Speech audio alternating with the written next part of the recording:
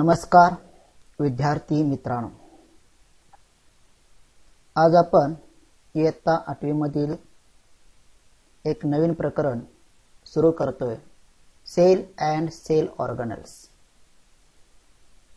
Sale and cell organelles, पेशी आणि पेशी अंगके। So there is given first 2 questions. Can you recall? थोडंसं आठवून बघा। There are given 2 questions and answer these questions.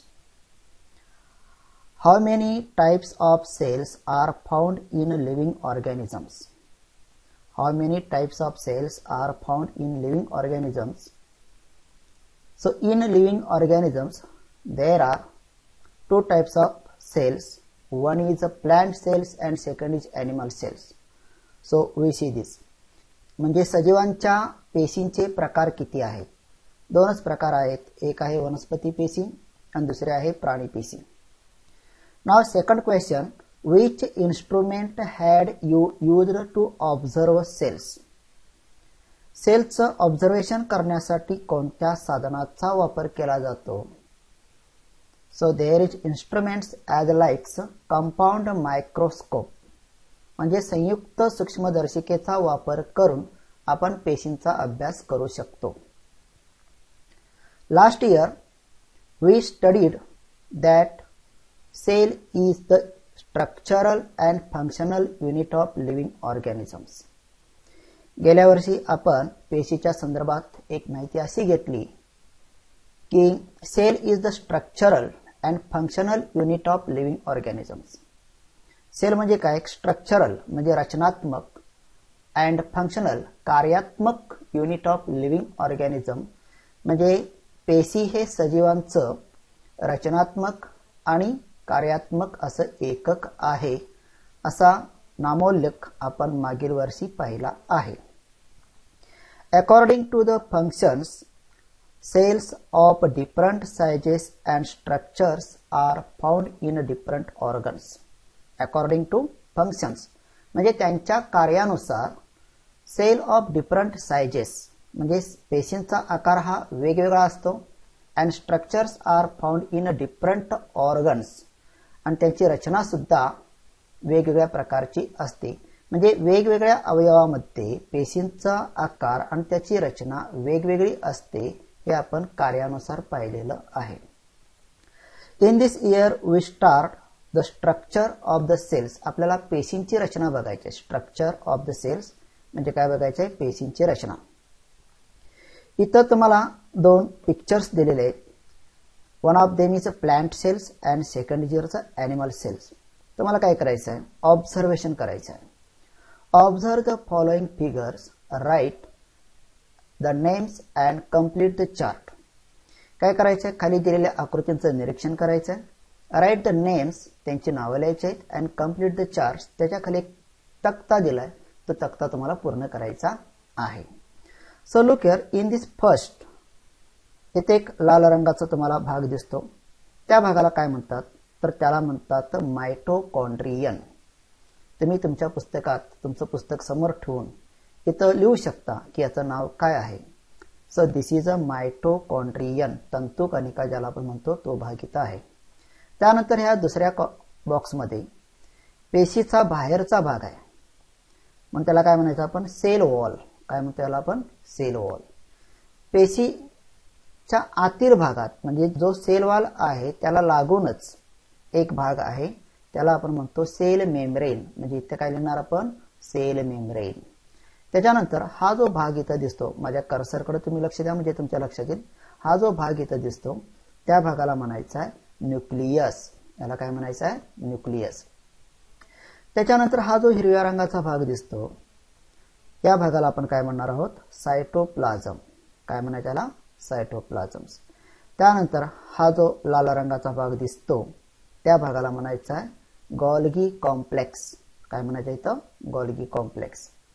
Then हा जो फिकट भाग इथं दिसतो तुम्हाला, हा भाग म्हणजे इथं ह्या रकान्यात आपल्याला लिहायचा आहे, तर हा जो भाग दिसतो तो भाग काय आहे?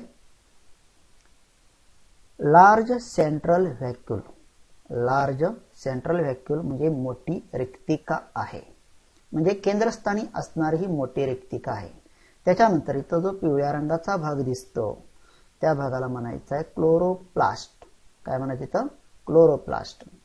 त्यानंतर इथं शेवटचा जो भाग आहे हा निळसर रंगाचा दिसतो त्याला म्हणायचा आहे एंडोप्लाझमिक रेटिक्युलम्स. काय म्हणायचं त्याला? एंडोप्लाझमिक रेटिक्युलम्स.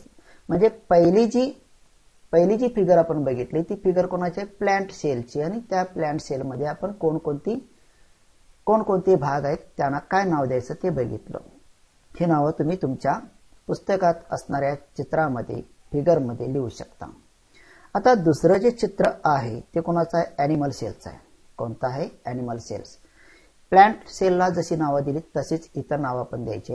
तर बघा इथं सर्वात वरती जो गोलाकार भाग दिसतो पांढरा भाग त्याला म्हणायचा आहे पायनोसायटोटिक व्हेसिकल्स. पायनोसायटोटिक व्हेसिकल्स. त्यानंतर इथं परत लाल रंगाचा भाग दिसतो तो आहे मायटोकॉन्ड्रिया. काय म्हणतात त्याला? मायटोकॉन्ड्रिया. त्यानंतर इथं डार्क रंगाचा सेंटरलाइक भाग दिसतो त्याला म्हणायचं आहे न्यूक्लियस.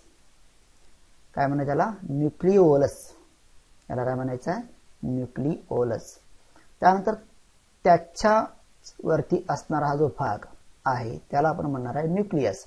बघा हा जो फिकट भाग दिसतो गोलाकार अंडाकृती त्याला न्यूक्लियस, आणि न्यूक्लियसच्या आत एक भाग दिसतोय त्याला आपण म्हणतोय न्यूक्लिओलस. त्याच्यानंतर इथं परत खाली एक लाल रंगाचा भाग दिसतो. लाल रंगाच्या भागाला लागून हे जे रेषेत दिसते इथपर्यंत आली म्हणजे हे आवरण आहे. काय? या पेशीचं आवरण आहे त्याला आपण म्हणतोय सेल मेम्ब्रेन. काय म्हणायचं आहे? Cell membrane. त्याच्यानंतर खाली खाली बारीक अशी छिद्रासारखं तुम्हाला जे दिसतं बारीक बारीक छिद्र गोलाकार जे दिसतात जे छिद्र नाहीत पण त्या पद्धतीने दिसतं त्याला म्हणायचं आहे व्हेसिकल्स. काय म्हणायचं त्याला? व्हेसिकल्स.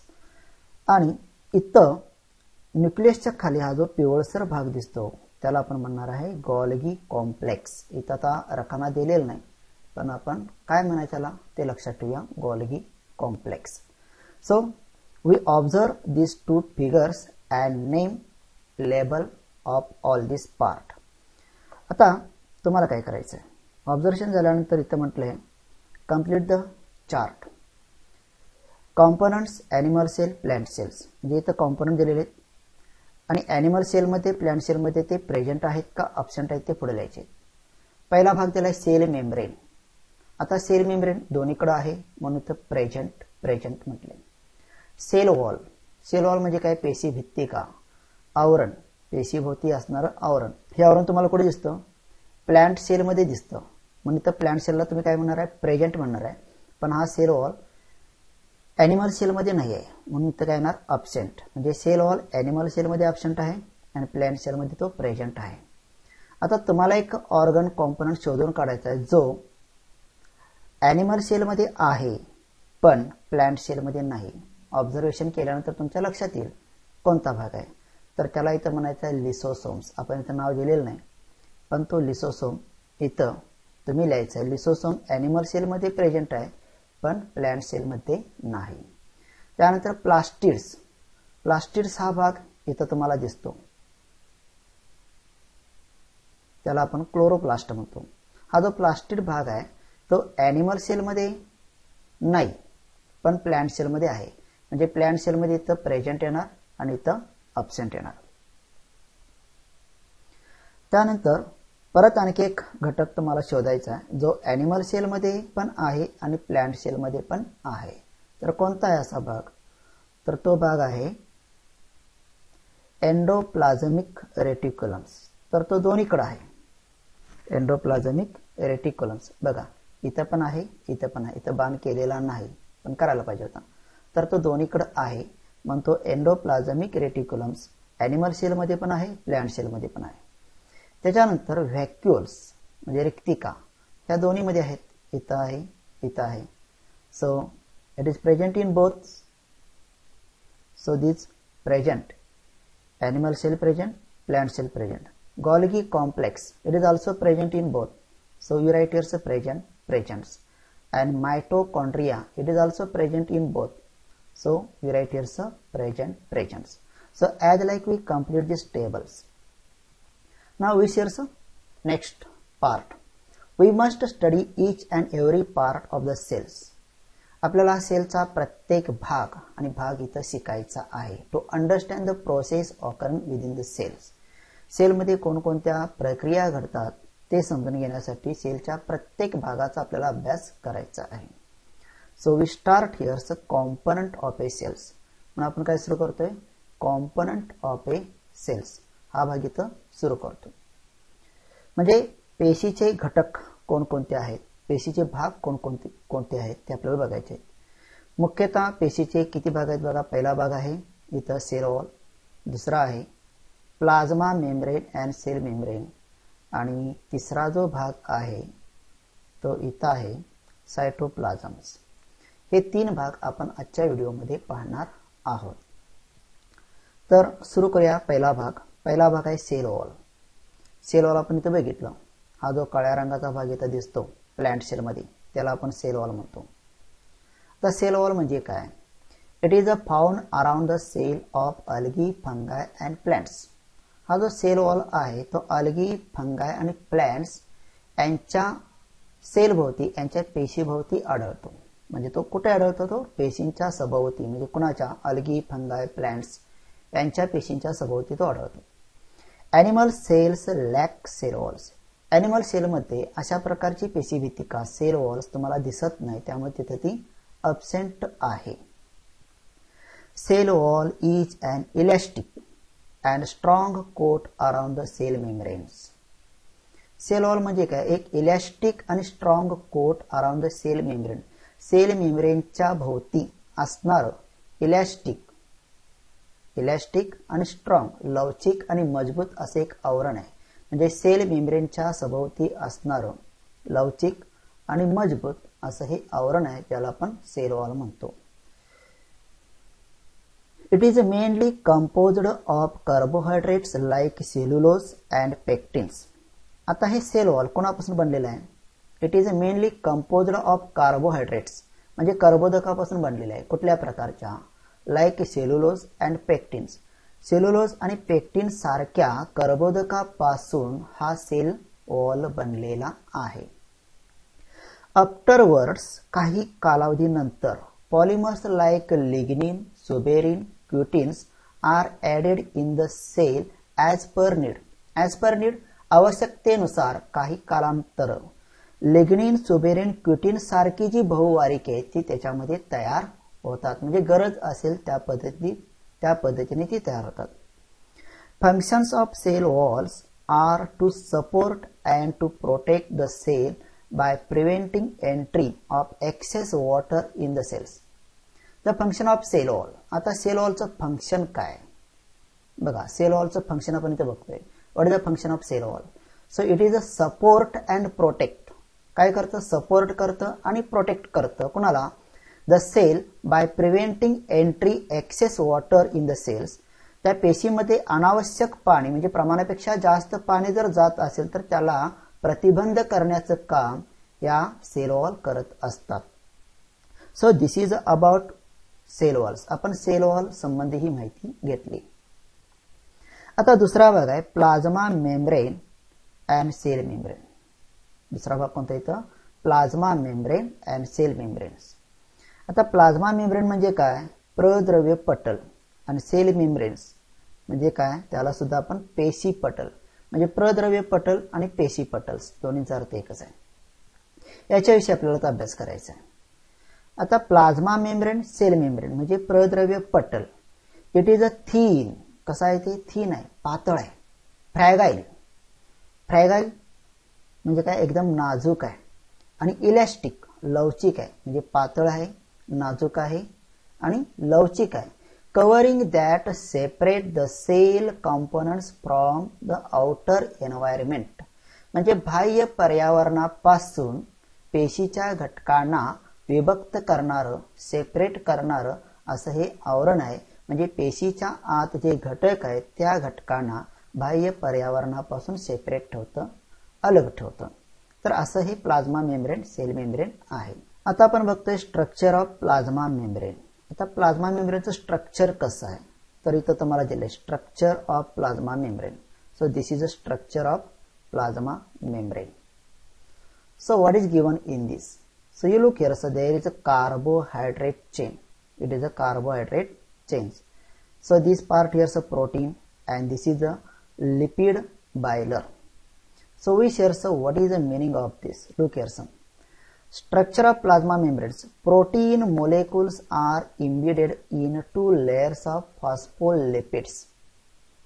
म्हणजे protein molecules are embedded in two layers of phospholipids. आता phospholipids म्हणजे काय? तर phospholipids म्हणजे काय? स्पुरिल मेद. काय ते? स्पुरिल मेद.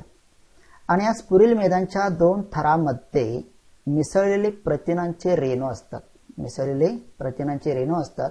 अशी प्रद्रव्य पटलाची रचना असते. म्हणजे प्रद्रव्य पटलाची रचना कशी असते? Protein molecules are embedded in two layers of phospholipids. म्हणजे स्पुरिल मेदांच्या दोन थरामध्ये मिसळलेलं प्रथिन, याला आपण काय म्हणतो? Structure of plasma membranes. Now plasma membrane is said to be a selectively permeable membrane as it allows some substance to enter the cells while prevent other substance. So what is called here some? What is said here some?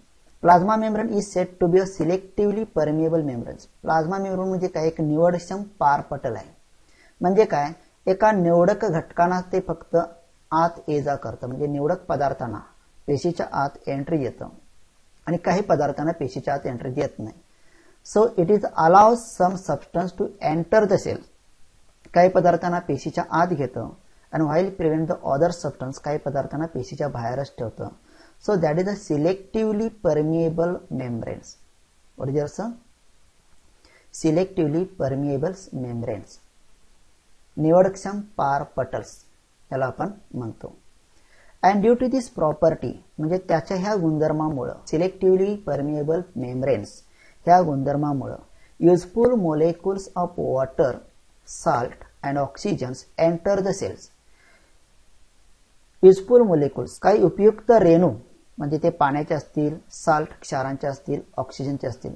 तर oxygen, salt आणि water यांचे जे उपयुक्त रेणू आहेत, त्या रेणूंना ते पेशीच्या आत प्रवेश देतं. And CO2 exits the cells.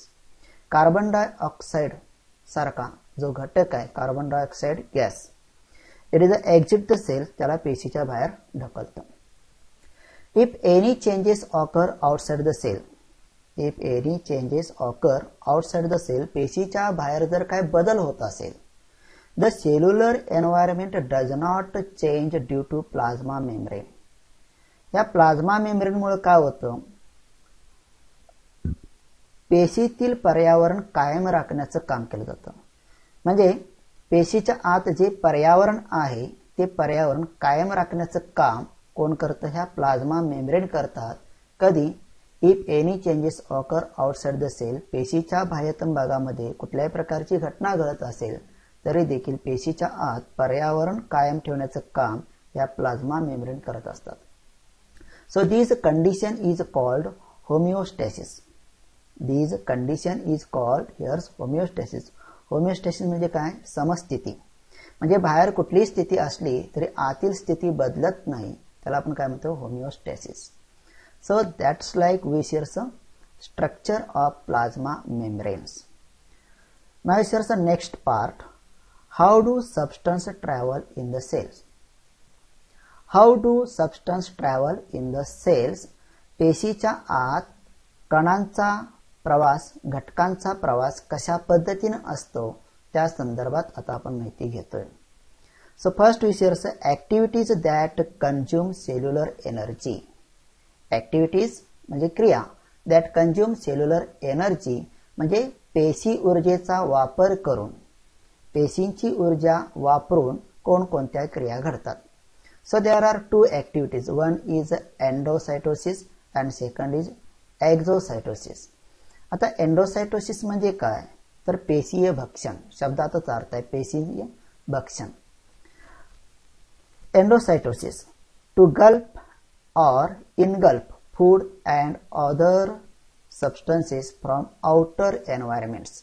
म्हणजे बाह्य पर्यावरणातून, बाह्यतम पर्यावरणातून किंवा पेशीच्या बाहेरच्या भागातून काही पदार्थांना गिळंकृत केलं जातं त्याला आपण काय म्हणतो, एंडोसायटोसिस म्हणजे पेशीय भक्षण म्हणतो. म्हणजे काय करतात, गल्पिंग करतात. म्हणजे बाहेर असणाऱ्या अन्नाचं किंवा इतर पदार्थांचं, म्हणजे पर्यावरणातील काही अन्न इतर पदार्थांचं भक्षण इथं केलं जातं. ते करण्यासाठी इथं सेल्युलर एनर्जीचा वापर केला जातो. दुसरा आहे एक्झोसायटोसिस. एक्झोसायटोसिस म्हणजे काय, पेशी उत्सर्जन. To excrete waste materials out of the cells, म्हणजे पेशीच्या बाहेर काही टाकाऊ पदार्थांना बाहेर फेकलं जातं. म्हणजे टाकाऊ पदार्थ जे आहेत, पेशीच्या आत तयार होणारे टाकाऊ पदार्थ आहेत, वेस्ट मटेरियल्स आहेत, त्यांना बाहेर टाकण्याचं काम इथं केलं जातं. So that is the activities exocytosis. म्हणजे इथं दोन क्रिया आहेत. सेल्युलर एनर्जीचा वापर करणाऱ्या दोन क्रिया आहेत. एक आहे एंडोसायटोसिस आणि दुसरा आहे एक्झोसायटोसिस. एंडोसायटोसिस मध्ये काय केलं जातं, बाह्य वातावरणातून अन्नाचं भक्षण केलं जातं. आणि एक्झोसायटोसिस मध्ये पेशीच्या आत तयार झालेले टाकाऊ पदार्थ आहेत ते बाहेर फेकण्याचं काम केलं जातं. Now next here's a process those that don't consume cellular energy. पेशीची ऊर्जा न वापरता चालणाऱ्या क्रिया. पेशीची ऊर्जा न वापरता चालणाऱ्या क्रिया कुठल्या कुठल्या आहेत. So first is here's a diffusion, second is osmosis. आता डिफ्युजन म्हणजे काय, तर विसरण. विसरण कशाला म्हणायचं आहे, एंट्री और exit of small molecules like O2, CO2. Entry और एक्झिट म्हणजे काही पदार्थांना आत घेणं, काही पदार्थांना बाहेर फेकणं. म्हणजे पदार्थ आत घेणे, बाहेर फेकणे. कसले पदार्थ, तर ऑक्सिजन आणि कार्बन डायऑक्साईड सारखे पदार्थ. ऑक्सिजन सारखे पदार्थ आत घेणे, कार्बन डायऑक्साईड सारखे पदार्थ बाहेर फेकणे, या ज्या क्रिया घडतात त्या क्रियाला आपण काय म्हणतो, डिफ्युजन. त्यालाच थोडक्यात काय म्हणतो आपण, विसरण. म्हणजे पदार्थ आत बाहेर करण्याच्या क्रियेला आपण डिफ्युजन म्हणतो. दुसरा भाग आहे ऑस्मोसिस. ऑस्मोसिस म्हणजे काय, परासरण. आता परासरण काय आहे, तर त्याची थोडक्यात इथं डेफिनेशन आपण सांगता येईल. The travelling of water from a part with more water to part with less water.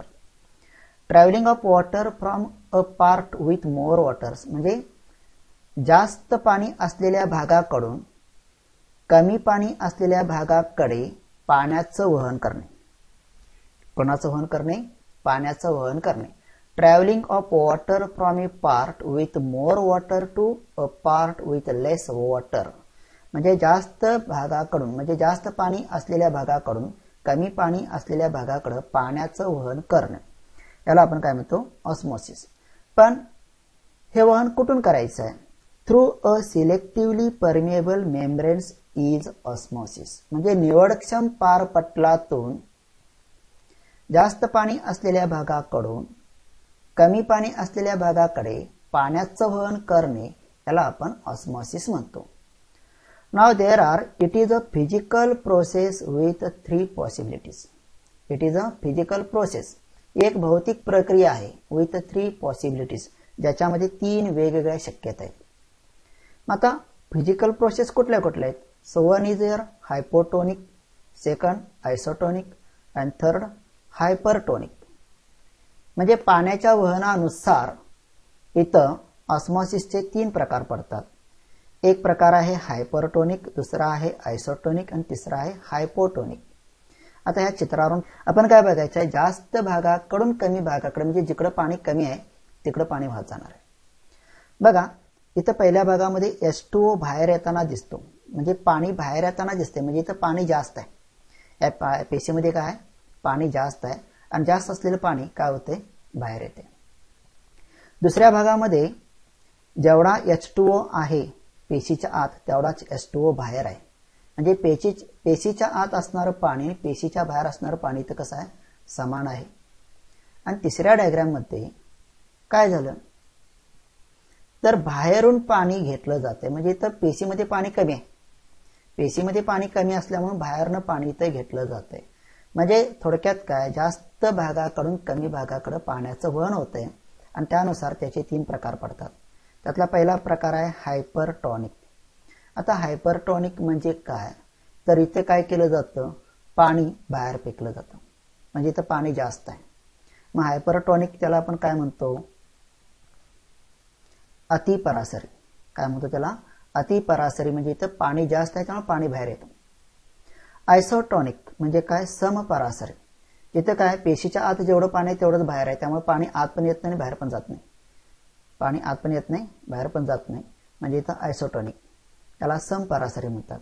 आणि अवपरासरी, इथं पेशीच्या आतच पाणी कमी आहे त्यामुळे बाहेरचं पाणी येतं, बाहेरून पाणी इथं जास्त येतं, म्हणजे पाणी इथं ॲब्सॉर्ब केलं जातं, तर त्याला आपण काय म्हणतो, हायपोटोनिक, अवपरासरी. असे हे 3 प्रकार आहेत कोणाचे, ऑस्मोसिसचे. त्यासाठी एक छोटासा प्रयोग जो तुम्ही सुद्धा करू शकता. काय करू शकता, कीप 4-5 रेजन्स इन वॉटर्स, म्हणजे 4-5 बेदाणे घ्यायचे आणि ते पाण्यामध्ये ठेवायचे. ऑब्झर्व आफ्टर एन अवर्स, 1 तासानंतर त्याचं तुम्ही काय करा, निरीक्षण करा. आता बेदाणे कसे असतात तुम्हाला माहिती आहे, सुकलेले बेदाणे असतात ज्याच्यामध्ये पाण्याचा अंश एकदम कमी असतो. असे सुकलेले बेदाणे तुम्ही काय करायचे, पाण्यामध्ये 1 तास ठेवायचे. आफ्टरवर्ड्स, काही कालावधीनंतर, keep the same resins in sugar solutions. Keep the resins in sugar solutions, साखरेच्या पाकामध्ये किंवा साखरेच्या द्रवात तुम्ही काय करायचे आहेत, ते बेदाणे ठेवायचे आहेत. And observe after an hours, 1 तासानंतर पुन्हा त्याचं निरीक्षण करा. Note that the observation and discuss in the classrooms, त्यावेळी जे काय घडतं ते नोट करून ठेवा आणि वर्गामध्ये येऊन त्याची चर्चा करा. तर हा प्रयोग तुम्हाला करण्यासारखा आहे, तुम्ही तो करू शकता, काय अडचण नाही. नाव second, wooden doors fit every tightly in rainy seasons, why does it happens. ही गोष्ट तुमच्या अनुभवाची आहेत. बऱ्याच वेळा तुमच्या घरातील दरवाजे घट्ट बसतात एकदम, म्हणजे कधी एकदम दार लावले की एकदम जोरात बसतं आणि बसले की लगेच निघत नाही, म्हणजे लवकर बसत नाही आणि लवकर निघत नाही. म्हणजे काय, दारांना फुगवटे आलेले असतात, म्हणजे ते दरवाजे टाईट झालेले असतात. मग असं का होतं ते तुम्ही शोधून काढा. त्या दोन्ही प्रश्नांची उत्तर तुम्हाला ह्या 3 घटकामध्ये मिळतील. आता हेच 3 घटक आपण डिटेलमध्ये बघतोय. आयसोटोनिक सोल्युशन म्हणजे काय, समपरासरी solutions. Medium outside and inside the cell has the same proportion of water. Water doesn't go in or out. Medium outside and inside the cells has the same proportion of water, म्हणजे पेशीच्या आत आणि बाहेर दोन्ही भागामध्ये पाण्याचं प्रमाण सारखंच असतं. म्हणजे पेशीच्या आत जेवढा पाण्याचा भाग आहे तेवढाच भाग पेशीच्या बाहेर सुद्धा आहे. म्हणजेच water doesn't go in or out, म्हणजे पाणी आत पण जात नाही आणि बाहेर पण जात नाही. त्याला आपण म्हणतो आयसोटोनिक सोल्युशन्स. म्हणजे त्याची ही तर डायग्राम आहे, isotonic solutions. This is middle figure and this middle figure. नाव सेकंड इयरचा hypotonic solutions. Hypotonic solution means the cell has less water than outside medium. म्हणजे त्या पेशीमध्ये बाहेरच्या वातावरणामध्ये जेवढं पाणी आहे त्याच्यापेक्षा कितीतरी कमी पाणी त्याच्या आत आहे. म्हणजे पेशीमध्ये बाहेरच्या घटकापेक्षा, म्हणजे बाहेर असणारं जेवढं पाणी आहे त्याच्यापेक्षा कमी पाणी पेशीच्या आत आहे. So water enters the cells, त्यामुळे पाणी त्याच्यामध्ये ऍब्सॉर्ब करून घेतलं जातं. This is called endoosmosis. याला काय म्हणायचं आहे, एंडोऑस्मोसिस. ह्याला म्हणायचं अंतःपरासन. म्हणजे काय केलं होतं, पाणी आत ऍब्सॉर्ब करून घेतलं जातं. म्हणजे तुम्हाला एक मी प्रयोग करायला सांगितलं होता, कोणता, if raisins are kept in waters.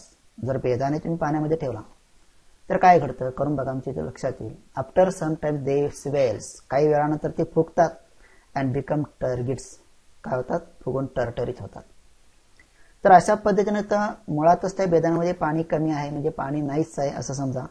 आणि पाण्यामध्ये टाकल्यानंतर बाहेरचं पाणी, म्हणजे बेदाणा ही एक पेशी असं समजा, तर बाहेरचं पाणी त्याच्यामध्ये ऍब्सॉर्ब केल्यानंतर त्याचा साईज बदलतो, आकार बदलतो आणि ते टर्गिट, घट्ट म्हणजे टरटरीत असं होतं.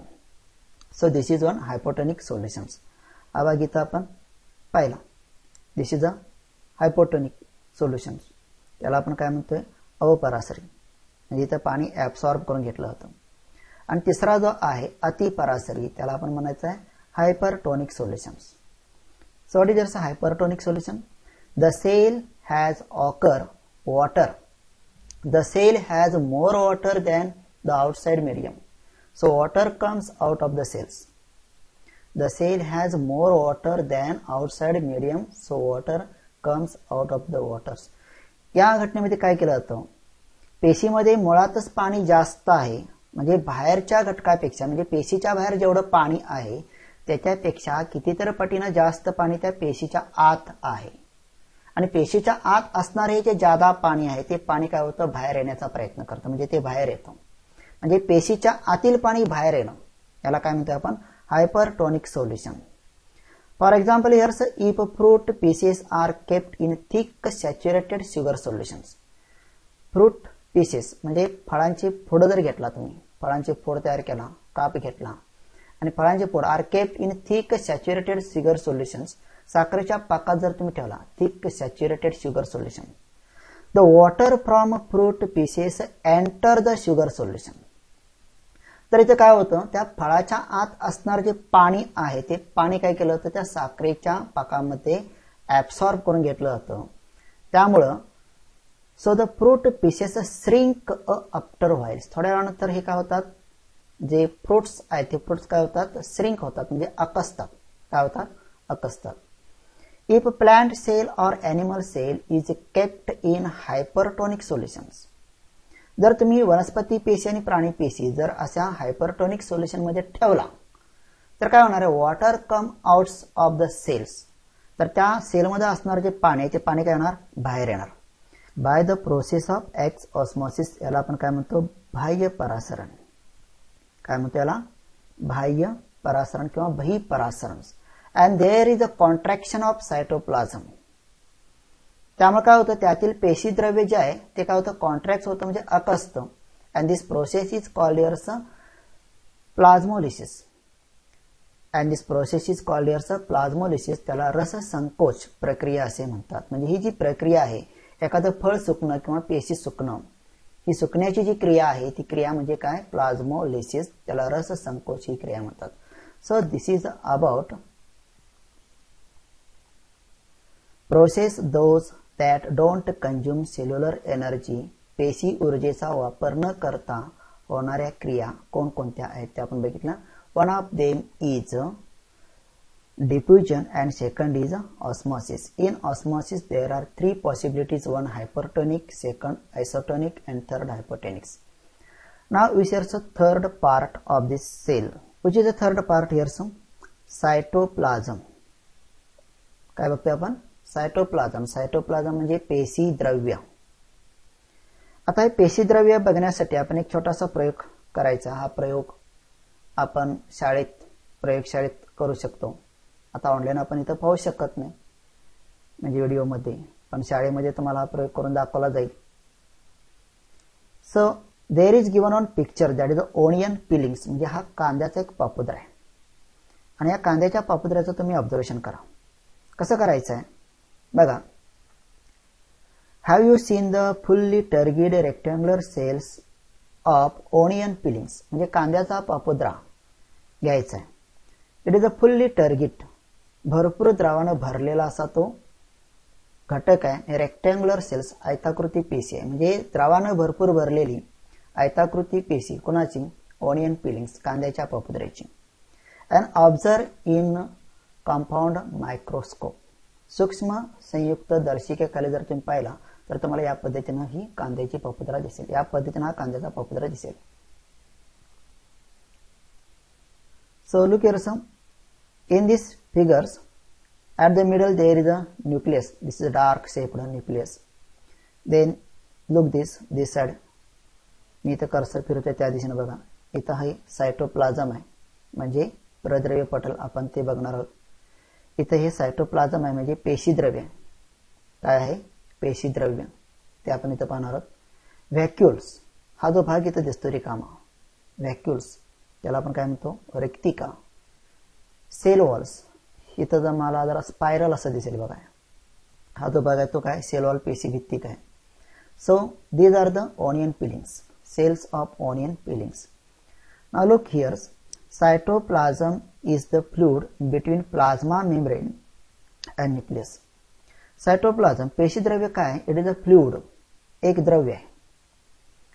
काय, एक द्रव्य. Between plasma membrane and nucleus, प्रद्रव्य पटल आणि न्यूक्लियस, प्लाझ्मा मेम्ब्रेन म्हणजे काय, प्रद्रव्य पटल आणि न्यूक्लियस केंद्रक यांच्या दोघांच्या मधला एक तरंगणारा पदार्थ आहे, तरल असा पदार्थ आहे ज्याला आपण सायटोप्लाझम म्हणतो. It is a moving sticky substance. हे जे पेशीद्रव्य आहे ते कसं आहे, मूव्हिंग आहे. मूव्हिंग म्हणजे काय, सतत हालचाल करतं, आणि स्टिकी असा चिकट असा पदार्थ आहे. म्हणजे प्लाझ्मा मेम्ब्रेन आणि न्यूक्लियस यांच्यामध्ये आढळणारा हा सायटोप्लाझम सतत फिरणारा आहे आणि चिकट असा पदार्थ आहे. Many cells organelles are suspended in cytoplasms. या सायटोप्लाझम मध्ये मेनी सेल ऑर्गनल्स, अनेक पेशी अंगके काय असतात, विखुरलेले असतात, ज्याचा आपण अभ्यास या प्रकरणात करणार आहोत. Cytoplasm is the medium for cellular chemical reactions. Cytoplasm एक माध्यम आहे. कसलं माध्यम, पेशीमध्ये रासायनिक अभिक्रिया घडून येण्यासाठी हे सायटोप्लाझम एक माध्यम आहे. म्हणजे पेशीमध्ये रासायनिक अभिक्रिया घडून आणण्यासाठी सायटोप्लाझम हे काय माध्यम आहे. या माध्यमाच्या सहाय्याने पेशीमध्ये केमिकल रिएक्शन्स घडून येतात. The part of the cytoplasm other than organelles is the cytosols. The part of the cytoplasms other than organelles म्हणजे पेशीमध्ये पेशी अंगका व्यतिरिक्त असणारा भाग, म्हणजे पेशीच्या आत पेशी अंगका व्यतिरिक्त असणारा जो भाग आहे तो म्हणजे सायटोसोल. त्याला आपण पेशीद्रव्य म्हणतो. Cytosol stores vital substance like amino acids, glucose, vitamins etcetera.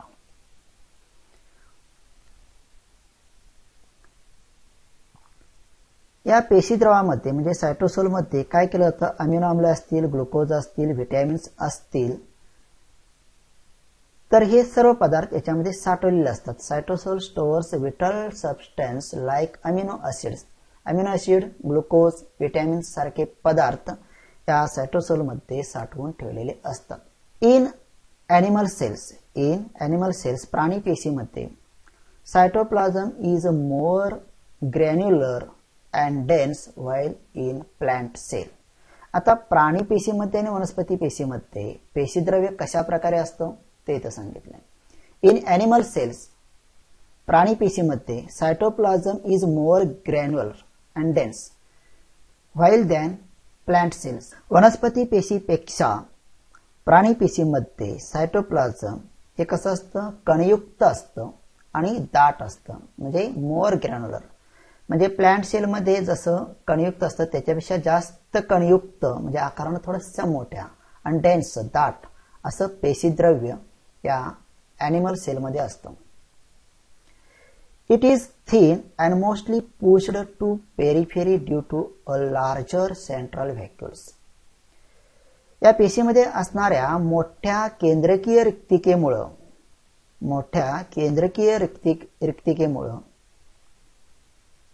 वनस्पती पेशीतील पेशीद्रव्य कडला ढकललं जातं किंवा कडला सारलं जातं. म्हणजे वनस्पती पेशीमध्ये सायटोप्लाझम हा कसा आहे, ग्रॅन्युलर नाही आहे, डेन्स नाही आहे. त्यामुळं मोठ्या केंद्रकीय रिक्तिकेमुळं काय होतं, इथं पेशीभीतीतील पेशीद्रव्य कडला सारलं जातं. काय केलं जातं, हे पेशीद्रव्य कडेला सारलं जातं. So this is about cytoplasms. तर आजच्या व्हिडिओमध्ये आपण इथंच थांबणार आहोत. पुन्हा एकदा सांगतोय की आजच्या व्हिडिओमध्ये आपण काय पाहिलं, तर structure of the cells. There are given 2 structures of plant cells and animal cells, and compare this chart and fill this chart which components present in animal cells and plant cells. Then after we search the component of cells, that is first cell wall, second plasma membranes and cell membranes, and third is here cytoplasms. In this here we see activities that consume cellular energy. म्हणजे पेशीचा वापर करून चालणाऱ्या क्रिया कुठल्या कुठल्या आहेत. First आहे एंडोसायटोसिस, सेकंड आहे एक्झोसायटोसिस. आणि पेशीचा वापर न करता म्हणजे process those that don't consume cellular energy. पेशीचा वापर न करता होणाऱ्या क्रिया कुठल्या आहेत. So first diffusion, second osmosis. In osmosis there are 3 types. One is hypertonic, second is isotonic, and third is hypotonic. So as like we see, all this part. Now in next video we see cell organelles. पुढच्या व्हिडिओमध्ये आपण पुढचा भाग पाहतोय sale organelles. तोपर्यंत सर्वांना धन्यवाद. Bye bye. See you once again.